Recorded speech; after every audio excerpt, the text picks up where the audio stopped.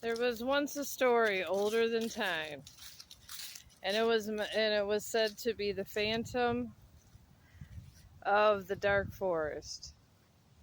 During the day, the forest would be light, and you would go in certain areas, and it would just get dark.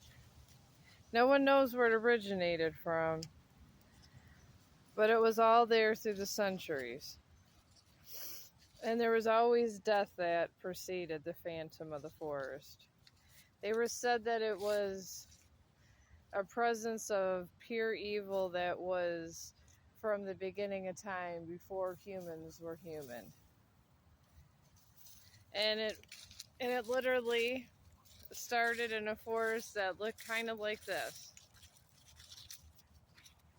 And as time went on, there would be different kinds of deaths, which starts the first story of the boy that got lost in the mist. There was once a boy, and he was in a village in medieval times, and he would go hunting a lot. And his parents would tell him not to go in a certain part of the forest. And of course, all the good animals were in certain areas, and he wanted to feed his family. So he ended up going. He didn't, you know how kids are. And he didn't believe in things like that. I mean, who would? So the phantom, he didn't believe in the phantom of the forest. So he proceeded on with his hunting. The boy was hunting in the forest one day, and he heard a voice. It was getting to be about dusk, and the voice called to him. He said, "Edwin." And he thought it was his mom. He wanted to know why his mom was in the forest. Usually she didn't go in the forest because she wasn't a hunter. So anyways, he went towards the voice.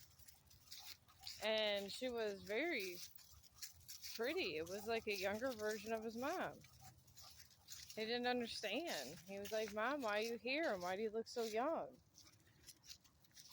So he ended up just going by her, and she says, "Come this way." And they ended up going by a deserted cave. And they get by the deserted cave, and nothing was, and then he was never to be found. So the townspeople started looking for him. And it was an ongoing search for, I don't know, about close to about 6 months. Everybody gave up hope, but the mom never did. So she continued on looking. And then she stumbled upon the phantom legend. And in this phantom legend, they always lured their victims to them, to like inconspicuous places. So she snuck and asked the town's witch to help her. So Esmeralda went and said okay, and she went and helped her. Alright, so his mom and Esmeralda were just walking around and looking for spots where she felt like there was more power. And as they were looking around, they found this old cave. And the witch said, she goes, "This was said where there was the phantom would bring their victims." So they went in the cave, and when they went in the cave, they found a boy that looked bewitched. It was almost like he was under a spell. He was dirty. He was still alive. She didn't recognize him, and then his eyes were glazed over. She couldn't figure out why they were.